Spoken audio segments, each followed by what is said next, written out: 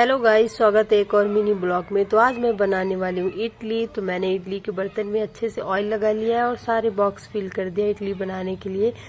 तो मैंने इसमें बर्तन जो लिया उसमें पानी नीचे डाला, उसमें कटे हुए नींबू 2 डाली हूँ क्योंकि बर्तन काला ना पड़े। और इसको 10 मिनट के लिए हम सारा फिल करने के बाद में ढक देंगे। 10 मिनट बाद चेक करेंगे पका कि अभी कच्चा है, वो मैं बताऊंगी आप कैसे चेक कर सकते हो। तो मैंने चटनी यहाँ पे बना लिया है, आप लोगों ने देखा होगा। मैंने चटनी केवल मूंगफली से बनाया, नारियल नहीं था मेरे पास। तो मैं यहाँ पे चेक कर रही हूँ इडली।